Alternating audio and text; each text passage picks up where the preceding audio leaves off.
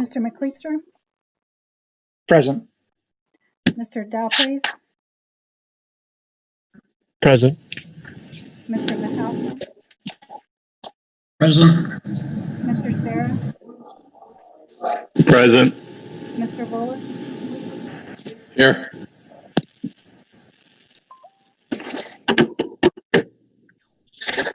Okay, so that should be all members present. The first item on the agenda would be the submittal for the April 8th, 2020 meeting minutes. And at this time, I would be seeking a motion for approval. I'll make that motion. Tom, Sara. All right, we have a motion from Tom, Sara. Do we have a second? I'll second. Eric Dalpace. Okay, I heard Eric first. We have a second from Eric Delapez. All those in favor, please say aye. Aye. Aye. Aye. Aye. Those opposed? All right, motion carries. So the meeting minutes have been approved for April 8th, 2020. The next item that we have on the agenda is application number 20 NPC-0002, which is a revised general development and final development plans to extend the proposed fence along the southern property lines of 4 additional parcels in the sanctuary. Number 4, on to include City of North Canton lot numbers 6951, 6952, 6953, and 7155. So at this point, I guess I'd be asking if we have anybody from the applicant who would like to make a presentation or speak on this item tonight.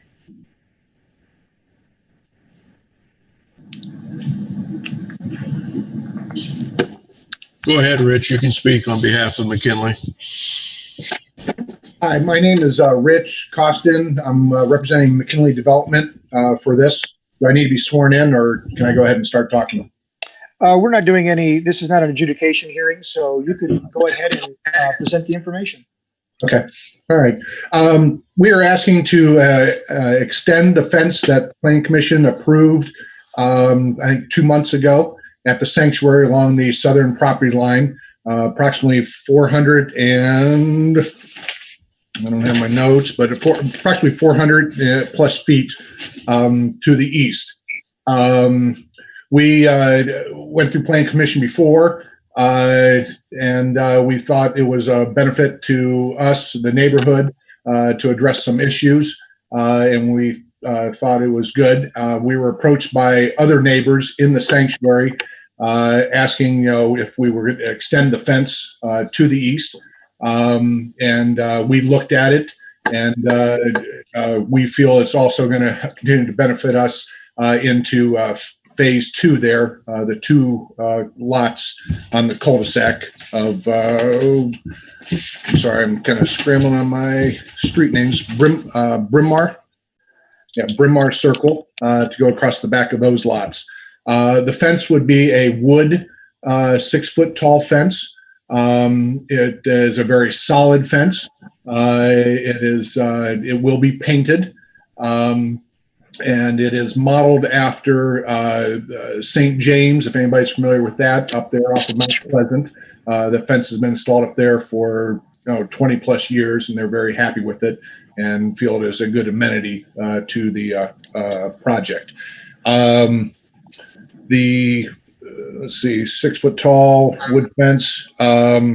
Yes, we would, some of the other items that were addressed brought up the first time around, which were following all of everything that was approved at the first Planning Commission meeting. The fence will be held a minimum of 2 foot off of the property line, thus allowing maintenance on the back side of the fence. We do have agreement with the homeowners association to maintain the fence over the long term, so it's not left up to mismatch. Again, with the one consistent wood fence, we felt it was it was a better fence as opposed to letting individual homeowners put up all individual fences and getting different looks. We thought it presented a more consistent, classy look to the property. So Again, we are asking to have extend the fence approximately 440 some feet to the east. And we're mimicking what was approved by the Planning Commission about 2 months ago. So I am here to answer any questions specific, but that's what we're asking for, is to install the fence. Great. Thank you so very much, Mr. Costin. At this point, I would ask, do we have any comments from the city, Mr. Van Gundy? Yes, sir. Thank you. The fence has been reviewed as part of the development plan for the allotment there. And we have had a couple of the neighbors call in with some concerns, one of which seems to be resolved with the questions and the answers provided. We do have one of the neighbors called, returned the call. I was not able to make contact with them. However, I see they're logged in here, so we'll hear from them tonight. The other neighbor had sent an email and provided, their perspective and their point of view. Although we're sensitive to the concerns and appreciate the neighbors coming forward and talking with us, many of the concerns were outside of what the zoning code addresses in there. As we look at procedures for those, there's no purposes that are limited. I'm sorry, Mr. Yes. Bender. Your bandwidth is kind of letting down here. Oh, it is. Okay. Let me see. I may call in. The internet is it still cutting out? You're much better now, Mr. Van Gundy. Okay. And if it continues to cut out, I will call in here. Okay. If at any rate. So one of the procedures that is found in the ordinance is the development plan review process. Given this was part of the larger development, we opted to follow those procedures and bring it before you for consideration. Not only that, it's also a good forum to notify the neighbors and let them know that there has been a change to the development plan, and it may be a point which they would like to speak on. Although the zoning code doesn't require the notices, we did feel it was important that they had that opportunity to come in. We can have one message, have one conversation instead of having multiple conversations. We did send notice to each of the adjoining property owners. So in the review, the fence does meet the requirements for the zoning code as it relates to a fence. It's consistent with the previous approval in this continuation. With that, staff recommends an approval on the fence. And I do understand we have some residents to talk. So if there's something else that is presented that is in conflict with the zoning code, then I'll speak up at that point and change the recommendation if needed. Okay. Thank you very much, Mr. Van Gundy. And at that point, or this point, I'd like to move on to comments or questions from the commission members.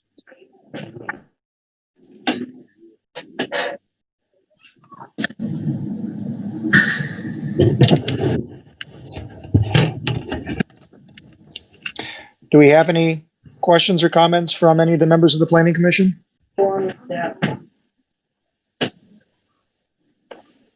I have no questions. The statement was already made that the fence in question is in compliance with the local zoning ordinances, so I have nothing. Okay, thank you. Well, I guess Chairman, Yes, yes, sir. if I may, I neglected a key part here, that this was also reviewed by the fire department. That was one of the questions. I mean, we typically send our applications for review of any department who may have a comment on it. And I do have a letter from the fire department, and they concur with the approval. Okay, perfect. One question. This is Tom, Sara.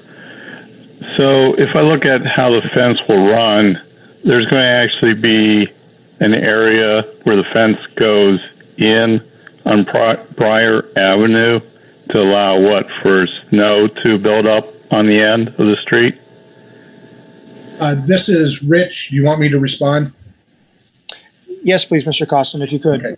Yes, we have proposed a bump out in the fence. The bump out in the fence is actually for there's utilities. Mainly, the gas company has some bolts buried in the ground, some valves, and they have some big metal covers. So we are working around them, and we're working with Untitled Gas. As far as the snow piling up at the end, I would like to point out that our property, McKinley's property, does not touch Bryn Mawr right away. There is a 5-foot strip that was vacated by City Council, and that the property owners own that, and that is where the snow would pile up before it ever even get to McKinley property. So there's the paved road, public right of way. There's a 5-foot strip that's been vacated, and then there's McKinley property moving to the north. So that addresses the snow, and then the fence, like I said, is bump out around the utilities. Mainly, there's a couple things down there, a utility pole, but it's mainly diminished Ohio Gas, and we are in contact with them and to better understand. But we anticipate there'll be some kind of a bump out down there. So the city was plowing that road. Does the city, I don't know if anyone can answer this, because there's a driveway right beside where the fence is going, does the city feel they're going to be able to keep Briar Avenue plowed and not building up that snow in front of that driveway with that fence in place? Tom, this is Patrick. And I would say that, the existing snow plowing that we have done over the years that was vacated, probably a decade ago, has not been an issue. There is this 5-foot part of the road that was vacated on each side of the road, one to each property owner at the end of each street of Briar and Weber. So we don't feel that dropping the snow there is presenting any kind of issue. But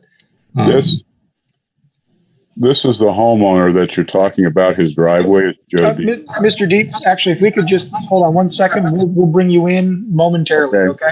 Thank you, sir. This is Rich. If I can at least speak a little bit. The fence, the drawing that you guys have pulled up here does not reflect the fence that we have proposed. So everybody, I think there's other drawings that you have that has the bump out of the fence. So the fence at the end of Briar Avenue will be back from the street a minimum of 7 feet, if I'm doing my math correctly, and then we'd have the bump out. So what that is the 5-foot that was vacated, the 2-foot that we said we'd stay off of our property line. So we're going to be back a minimum of 7 foot off of that public road, and plus whatever the bump out's going to be, and we'll work that out with Dominion East Ohio Gas. I'm anticipating it may be anywhere from another additional 5 to possibly 8-10 feet.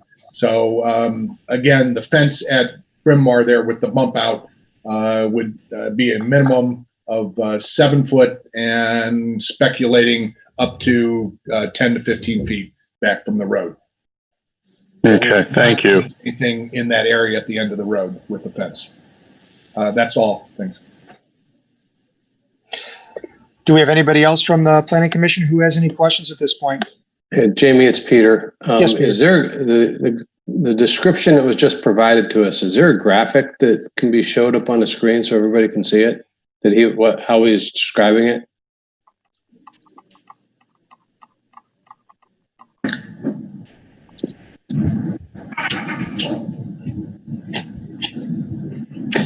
Mr. Costin, Yes. did you provide an exhibit that addresses this? There we go.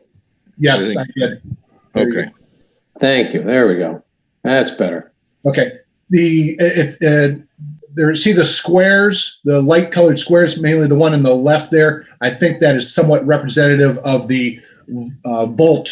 And what a bolt is a giant metal box buried in the ground. It's flush with the ground, and there's a gap. There's valves in there from Dominion used to have a gap, and that's laying flat on the ground. And we obviously cannot go. The fence cannot go across it, so it will go around it.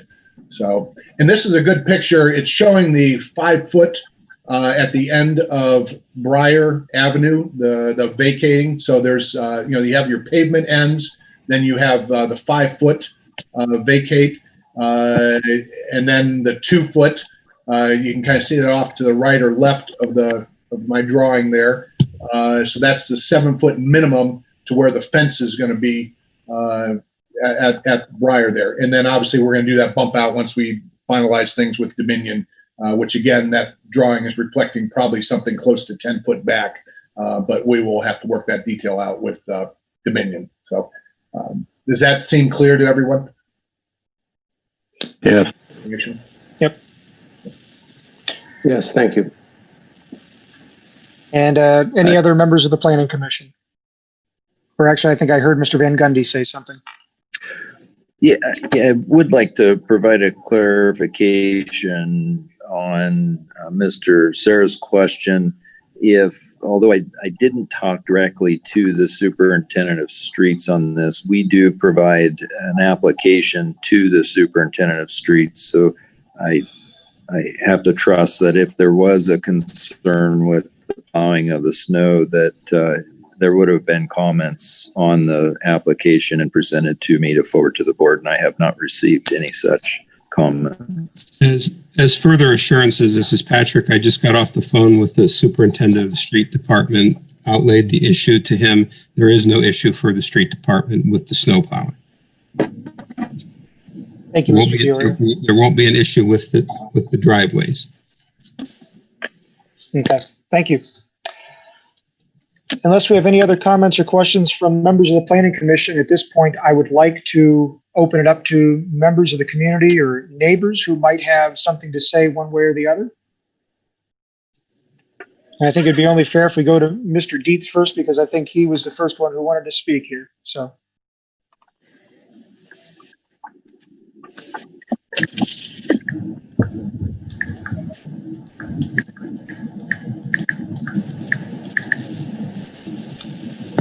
Can you guys hear me okay? We can hear you, sir. All right. Thank you very much. Well, something popped up about muting and unmuting. I wasn't sure. When we get quite a bit of snow, and I know that they do push it to the end of the street there, what ends up happening on my driveway, my circular driveway, is I end up with ice on top of the storm sewers many times. And I have worked myself to clear that, and I have not complained up to this point. But I'm concerned that with an additional fence there, that it may start causing things to further back up into that street, and I'm not going to be able to use my drive in the wintertime.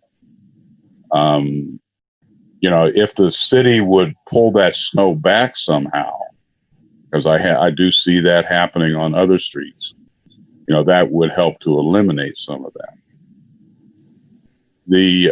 As I see it now, the fence is going to go clear to I think it's a storm drain, almost a creek type area behind my property. Is that correct?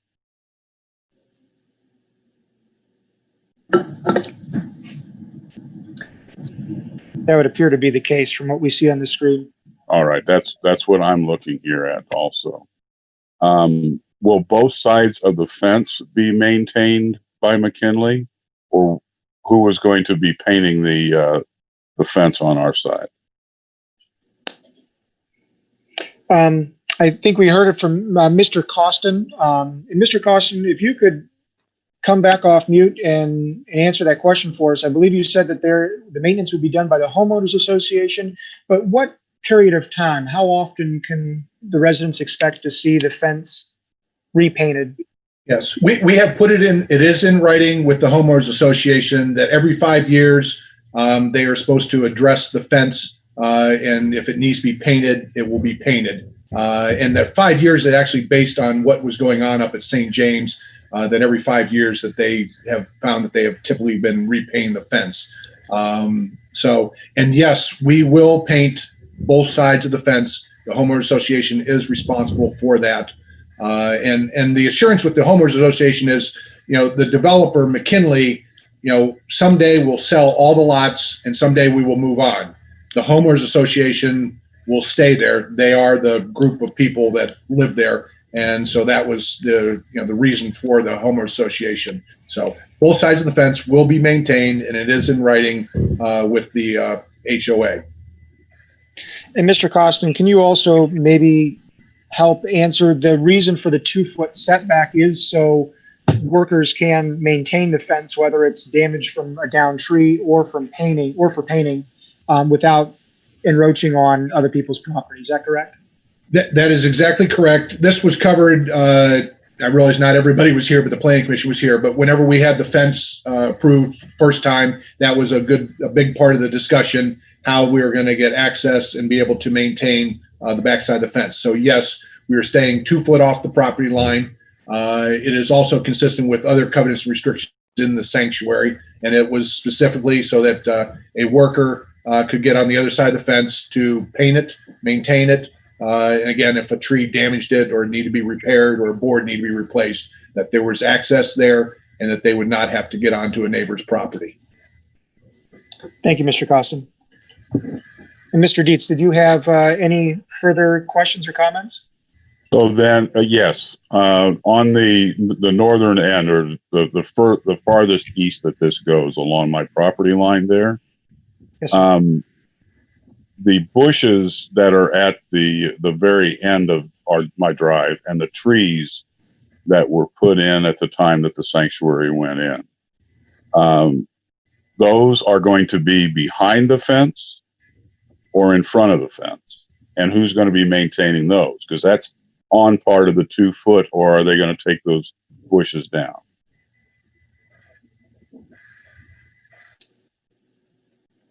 Mr. Costner, are you able to address that? And then to the commission. I have walked the property. I did not see the property pins down there, so I'm not exactly sure where the property is at other than the drawings. I anticipate that some of those trees will be removed to install the fence. If any trees were planted on the sanctuary side, they would obviously stay with the sanctuary and be maintained by the sanctuary.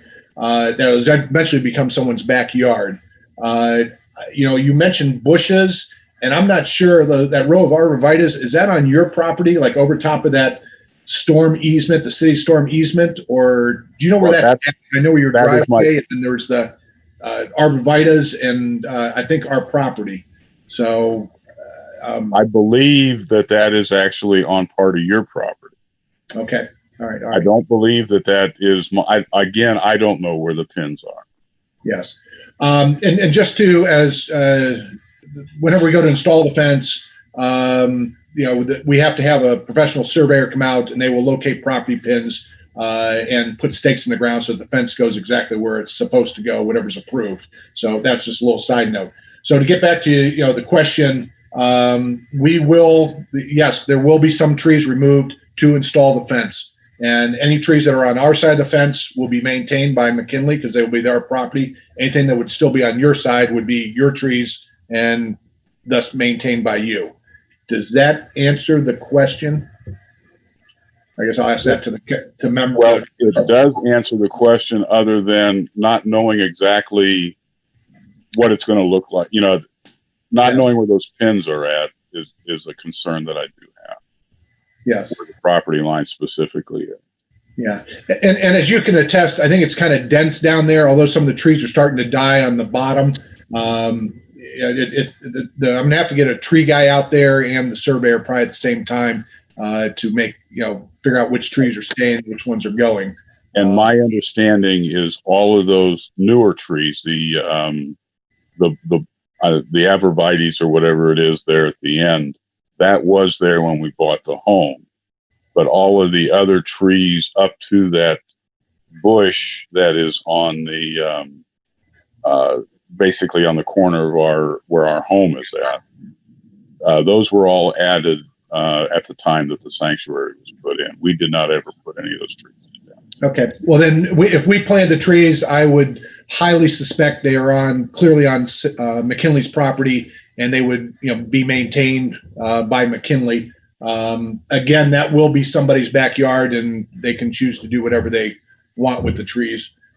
Sure, and I understand that, because then there's that other row of trees that go over from the large evergreen that goes down the slope of the hill. If you've walked it, I believe those are actually on the sanctuary property also. Okay, and I believe that to be true also. Okay. Mr. Dietz, I'm more than happy to, after I get it staked out and determine exactly what the plan is for removing trees, I'm more than happy to, meet with you and walk it. Again, we will stay on our property. I need to remove some trees to install the fence, and whatever's on my side, we will maintain. Whatever on your side is yours. In general, we do like trees. However, some of these trees are overgrown. I have had some comments because there's actually a sewer line runs through there, and there was some concern about trees being planted on top of the sewer easement. So I do have to address that with the city. So some other people might have some opinions about what trees should be going. But again, we plan on installing the fence 2 foot off the property line, and we will remove whatever trees we need to make that happen. Okay. And is that all, Mr. Dietz? At this point, yes. Thank you, sir. At this point, I would like to invite anybody else from the community who might want to speak for or against this item. Steve Brewster wanted to speak. Okay. I'm sorry, can you repeat the name so I know who is speaking? Steve Brewster. Okay, thank you. Mr. Brewster, are you on the line? Yes, I am. Can you hear me? We can hear you, sir. Fantastic. Thank you. I'm also over the computer, so hopefully my connection holds up and we can continue the dialogue. I do appreciate the opportunity to speak tonight to the Planning Commission and to the developers. I think it's a good opportunity for us to have a conversation. I think some of the concerns that we had raised, we'd written a letter and shared some concerns previously with Planning Commission members and a few on City Council. We weren't sure who to reach out to on the developer side, so this is nice for us. We did raise the concerns about the gas vault, and I see that there's now a bump or a dog, or there'll be some sort of change in the plan fence to allow that continued access to those utility areas, which I guess is good. I'm still, as a longtime property owner, I've bought this house in 2002, and when I took it over from the previous owners, it was actually the Bobolink golf course. It was a section of land over there. They'd been mowing and maintaining, the previous owners, a little bit of extra over and away. We've mowed, my family and I mowed and maintained extra over and away for the last 18 years, and really enjoyed the wide open views. When the trees were planted, there were a number of sunset maples, pine trees, birch over there, other trees along the way that were planted to create a privacy screen for the development. So I understand why those trees were planted. I have actually maintained those, trimmed those, taken care of dead branches, cleared out the leaves, all that for 18 years. And now I see there's a big sort of stark fence that's gone in the old set, or the section 4, I think it is, phase 4 of the development. Now they want to extend that down to phase 2, which I know it's zoning laws or rules say it's okay, everything else, but as a homeowner and a longtime resident, it really bugs me that this stark fence is being plopped in on the edge of the property, and now it's going to have an ugly jog to keep the ugly utility vaults on my visible side of it, and it's essentially isolating the sanctuary neighborhood from my neighborhood. And I know that's these are home lots and there's property there, and it's become a little bit of a cut through. But there's actually a lot of kids, a lot of families that come down from the sanctuary into to Briar Avenue. We live at 909 Briar Avenue, so across from where Mr. Dietz is. And we've actually gotten to know some of the joggers and the walkers and the kids that have come by. I've had a great time meeting some new people that way, which is really cool. So I am concerned with the future as the city continues to develop. We're putting in campus ideas for schools with little guys over at Claremont. And now we're going to shuffle walkers over either to Marquardt or coming up past the high school because there's no path through the neighborhoods anymore. So is there a way that we could accommodate some of that? I mean, does this fence have to go in at all? I don't know what to do here. Mr. Costin, or does anybody from the city have a comment to add to that?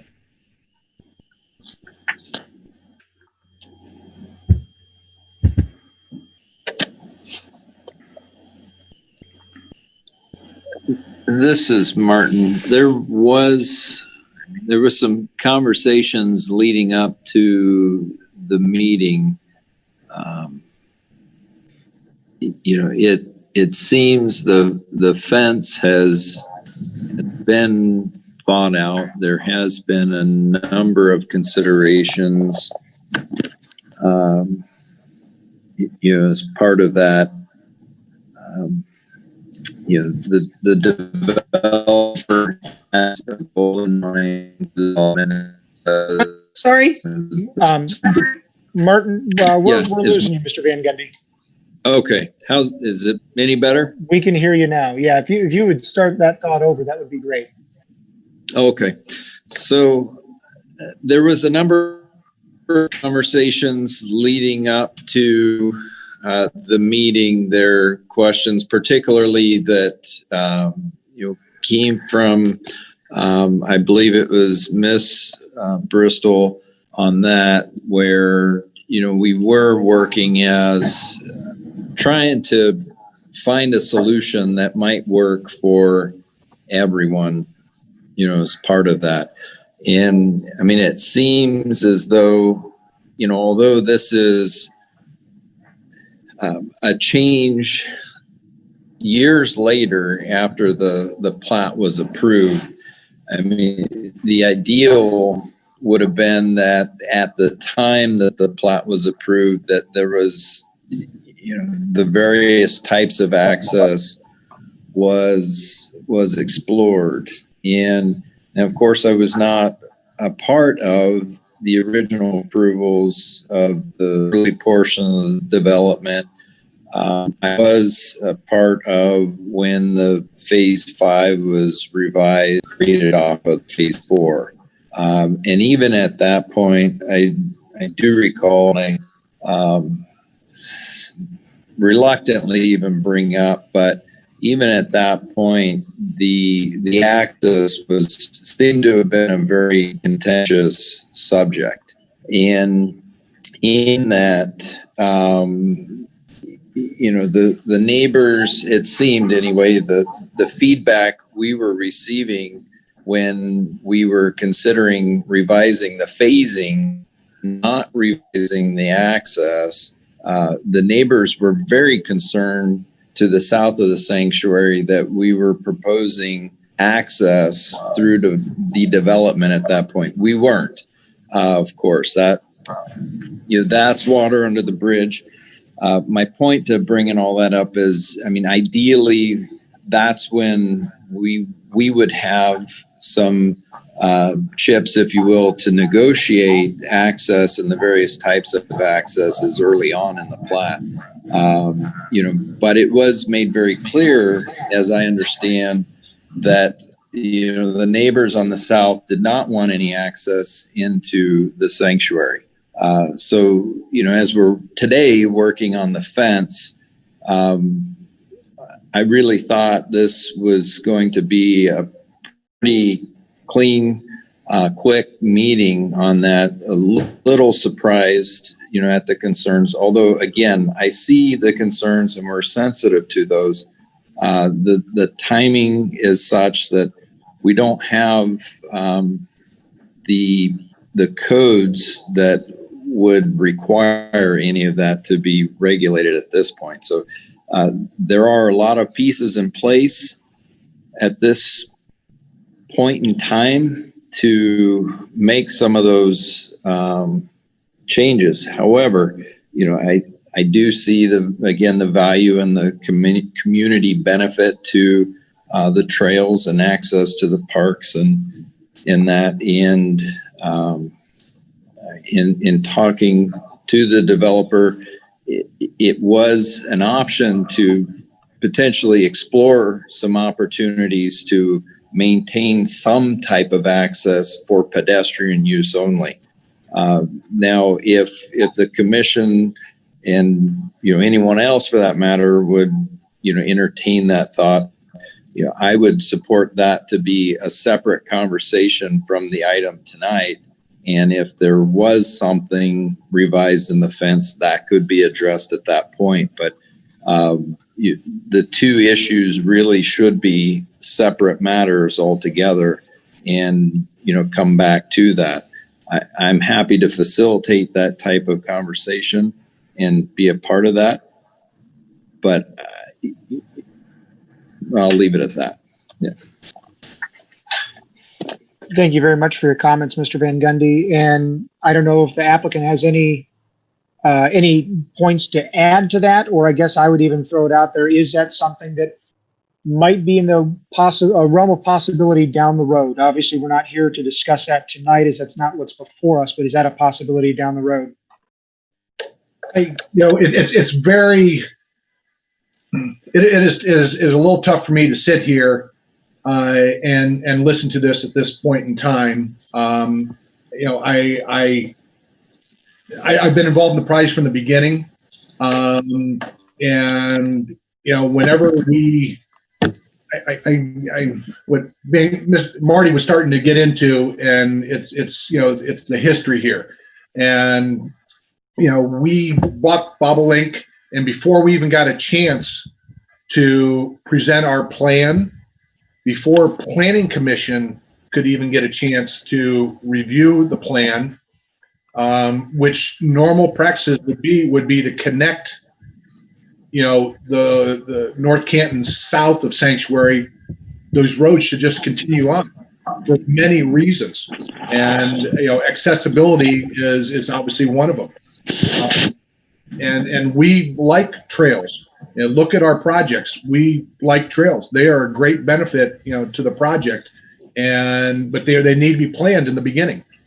But again, getting back, whenever we bought the property and before we even had an opportunity to present our plan to the city, the neighbors to the south rallied with their ward council people, and they went up and vacated and basically said, we do not want Sanctuary to connect to the Weber and Briar Avenue.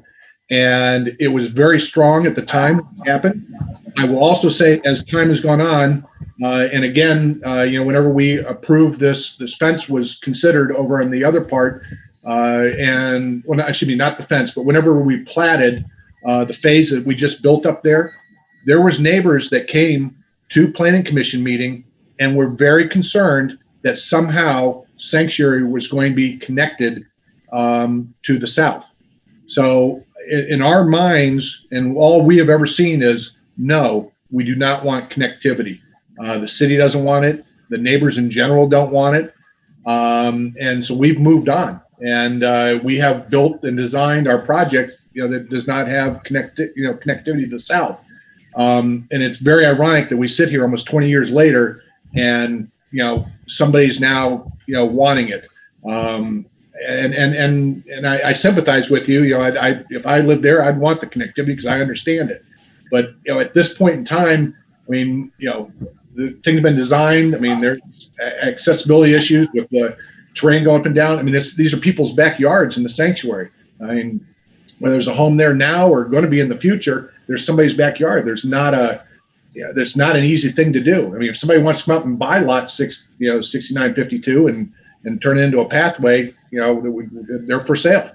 But you're right. It is just not the time for this. This should have been done, a long time ago. And we today still feel in general that people to the south do not want to connect.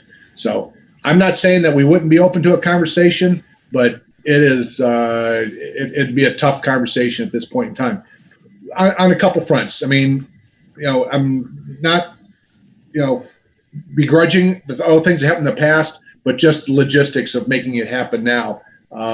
Again, all these utilities sitting down here, the topography, there's a very steep hill there. There is issues whenever you start building paths and accessibility routes and stuff like that. So it's not hey, just go ahead and, kids can run through it, but you got to make it usable for other people and stuff like that. So I'll just leave it at that. We try to be neighborly and willing to listen to a conversation, but we're not looking to rearrange our project at this point in time. It's just we've followed what we've been asked to do by the city, and that's gotten us to this point now. So I think that. Thank you for I probably said more than I should have. I apologize, but no, that's all right. Thank you very much for the explanation, Mr. Costin. Is there anybody else from the community who wishes to speak on this project? This is Mr. Dietz again, and I was involved 20 years ago. I would like to speak to this a little bit more.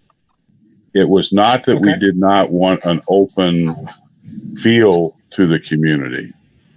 We did not want a road going through into the sanctuary. That was the reason for the vacation. That was proposed. The argument that was presented in front of City Council or the Planning Commission was that there was going to be a road.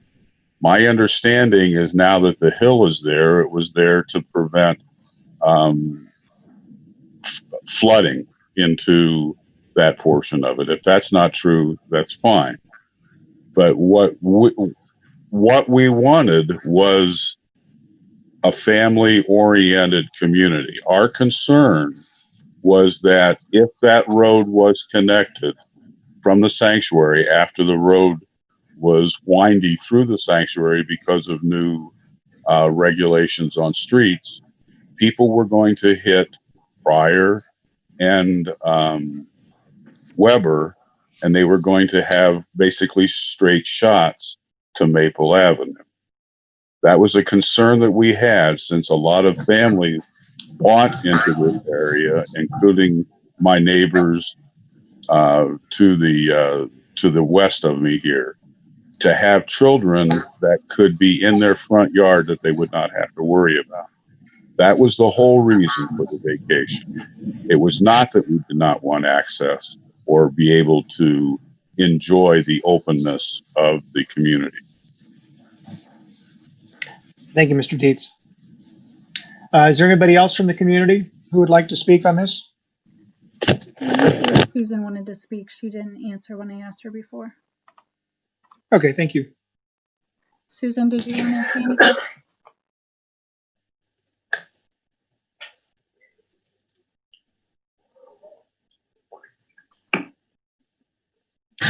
And is she off mute? Let's see here. It looks like she's off mute. She is.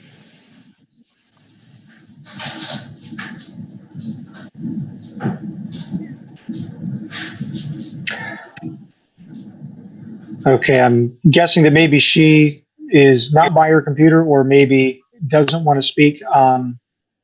Provided she speaks up momentarily, we can come back to her. At this point, I want to genuinely take the time to thank all the members of the community to. Can I interject quickly? This is Steve Brewster. I'm sorry for the interruption. Yes, Mr. Brewster. Sure. One of my neighbors is on the phone, Tiffany Link, and she would like to speak, but she's having a little bit of trouble getting through. She's on mute, and she doesn't know how to get off of mute. That's LINC. Space bar. Press the space bar. It's an override. What was it? Press your Okay. bar while you're hear me now? speaking. It'll override. I think we heard is somebody. Tiffany Link. I'm sorry, who is this again? This is Tiffany Link. I live at 815 Briar. Great, thank you, Tiffany. Well, at this point, I would love to hear your comments you might have on this project. Yes. So I would like to back up Mr. Dietz's comment. We moved into the neighborhood much later than him. We purchased our home in November of 06. And one of our considerations, which we asked our real estate agent, and maybe they lied to us, but we asked if there was a plan for vehicular traffic to connect the two communities. And we were told that there was no plan to do so. We asked if there were plans to connect foot traffic, and they said that there were. Now, maybe Cutler completely lied through their teeth to me, which is possible to make a sale, but that is what I was told when I purchased my home. And I understand it's not my property and I'm further down the street, so it's not much of my say, but I would like you all to consider briefly how this will alter the functionality, the safety, and the aesthetics of the community. First of all, as nice as it is to think that a homeowners association will continue to persist, that is a very real possibility that it may not. For example, I have relatives who live in Gatewood Meadows, which attaches to Bobolink, and that homeowners association became defunct more than 20 years ago. And to say that they are going to send someone to our side, how frequently will they plan on mowing the grass on our side in that 2-width strip? And I have a hard time believing that that will not be an eyesore. Additionally, to build off of a prior point about access, by building this fence in this area, and I understand that you're saying that the time has come and gone, but it is a point to reconsider. We're forcing children in the sanctuary who want to access the Dogwood Pool, Claremont, the JC Fair football game to go down Marquardt or by the high school. Marquardt has a 35-mile-an-hour speed limit on the side of Plank Township, and it is a hill. Granted, they put pedestrian signs there, but I have seen some very near accidents as I've passed through there. Likewise, you have a high school coming in off of 7th Street, and the police continually sit there because of speeding, either in Dogwood Park or in the stadium, because that's an issue. And you have high schoolers frequenting that area, obviously, and not to be, stereotypical, but they have a higher accident rate than the majority of the population for a reason. If we had an ability for those kids to cut through on Briar, it would be a much safer route for them to access those areas. Likewise, it would be a much safer route for the children in Briar to access their friends who are in the Bobolink allotment, because they can take the path up past Danbury and cross at a light on Apple Grove to Starcliff. And they have access to their friends in the sanctuary. For example, I know the Brewster boys have many friends up there. So we, as a community, continually talk about safety, and we want what's best for our kids, and we pass taxes to build new schools, and we put up signs and sidewalks all over the place. But now we're saying we want to force them in higher traffic, higher risk areas. So if you guys would just, consider how this will affect the community, and in particular the children in the community, I would appreciate that, because that is a large consideration. And it will foster community within North Canton. Well, thank you, Mrs. Link.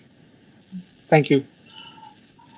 Mm-hmm. Do we actually, and real quick before I go there, and I think we touched on it before, I'm going to touch on it again. Mr. Costin, we talked about the homeowners association will take care of the painting of the fence, and she brought up a good point, which was brought up at the previous meeting, and I don't know that we touched on it here. The homeowners association not only is responsible for the trees that Mr. Dietz was discussing, but they also are responsible for mowing that 2-foot strip of property. Is that not correct? That is correct. They are responsible for mowing that 2-foot strip.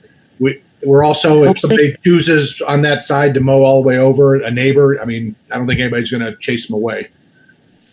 Okay, thank you. Thank you. This is Tiffany Link again. I have one more question. I understand that the phase 4, they put up the fence, and honestly, from my walks, I've noticed that there are some unsightly properties further up on the west side that they might be trying to block out to boost sales. And maybe they want the sale of those 2 properties in phase 2, which I can understand that. But the comment earlier where they said that there are a few homes that have in phase 2 that requested the presence of the fence, I would like to point out to them that when those individuals purchased the property, they knew what they would be seeing at the time, unless was this fence proposed at the time that those houses were built several years ago.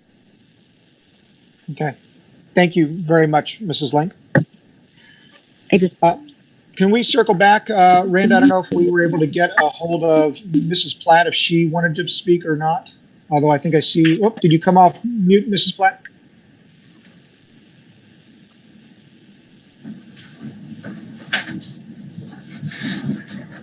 And Randa, do we have anybody else who is interested in speaking this evening? No, not that I know of. Okay.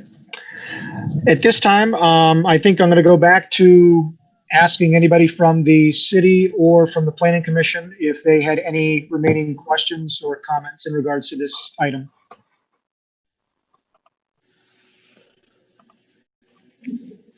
I don't. This is Martin. Okay. Thank you, Martin. This is Brian Mahasin. Just one real quick question. Is it my understanding, just to verify, Mr. Costin, that parcel 6952 is still vacant? Yes, lot 6952 and lot 6951 are both vacant. They have not been sold. Okay, thank you. Thank you, Mr. Anybody else from the commission with any comments or questions?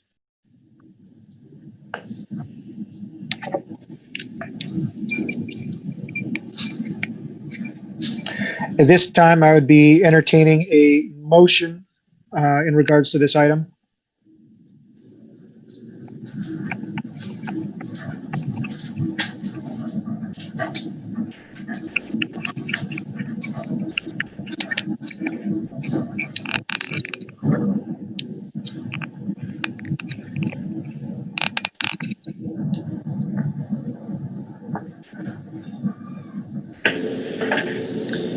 Do we have any planning commission member that would make a motion to approve or deny this item?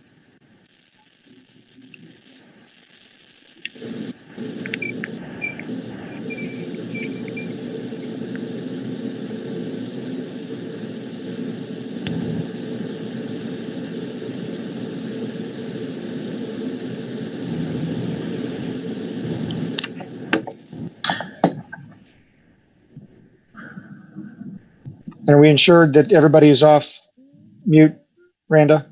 Yes, I just checked that.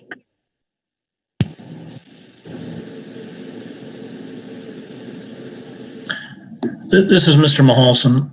Yes, sir. One statement, just unless the developer is willing to accommodate something to provide that sort of a connecting, not a road, sort of a path, I don't feel as though I'm compelled to force him to do anything, just simply because the fence, what's being proposed is within the city ordinances that are in effect. Thank you, Mr. Mahasin.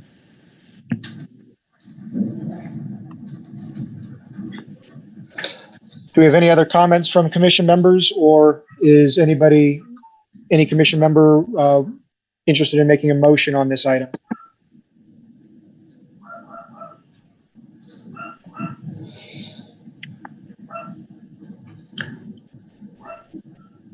This is Mr. Mahalson again. With the reasoning that I provided, I would like to make the motion to approve the application as submitted. We have a motion from Mr. Mahasin. Do we have a second for this item? I should say, let me restate that, a motion for approval, Mr. Mahasin. Do we have a second? I'll second. We have a second from Tom. Sara, at this point, all those in favor say aye. Aye. Aye. And actually, I'm sorry, I'm going to restate that. Correct me if I'm wrong. I apologize. It's been a couple months. I think we have to do a roll call vote. I apologize. Is that correct, Mr. Fox? It's not required, but you may. Okay. Since I brought it up, let's go ahead and do a roll call vote. If we could do a roll call vote, please, Randa. Mr. Volas?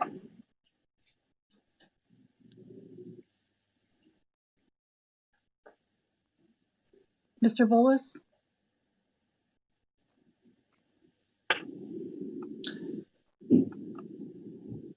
Have we lost Mr. Volas? If you're on mute, if you press the space bar down while you speak, it will unmute you.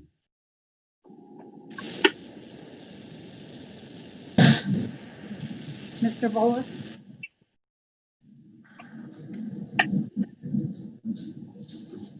Mr. Mahasin? Yes. Actually, if I may, and Mr. Fox could give us a bit of advice, since we have lost Mr. Volas, I believe we're required to take a recess until we're able to get him reconnected. Is that not correct? Yes, you would want to have him reconnected if he dropped off. Okay. At this point, I would like to take a momentary recess until we can reestablish connection with Mr. Volas. Chairman, would you like me to call Mr. Volas? If you're able to, that would be fantastic. Thank you. Okay. Mr. Van I'm Gunn. going to mute my microphone here and I will place the call.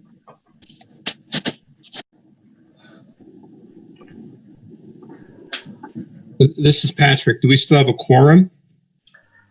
We do, but Mr. Volas became disconnected at some point in the discussion.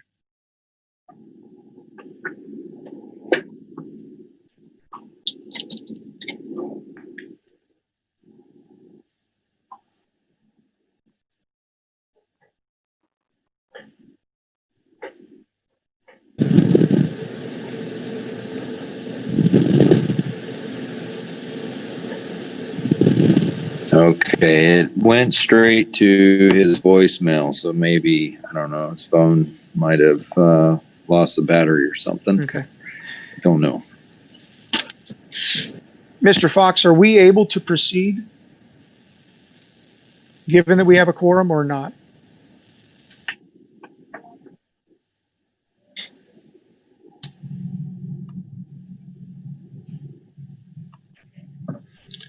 I don't see how this is any different than a city council meeting. If somebody steps out of the room, isn't there for the roll call, you just record them that they're absent or whatever the situation is. As long as you have a quorum, I don't see why you can't continue. Okay. Thank you, Mr. Dewey. But I'm not the attorney, and maybe Tim's I picking it up, agree. but- I Okay. agree. If we can't reestablish, if you have a quorum, you can go ahead and vote. Okay, fantastic. Okay, then I guess we'll go, our recess is over. We were in the process of a roll call vote from a motion from Mr. Mahasin and a second from Mr. Sara. So clerk, if you could please call our roll for the vote. Mr. Mahasin? Yes. Mr. Dowpace? Yes. Mr. McLeister? Yes. Mr. Sara? Yes.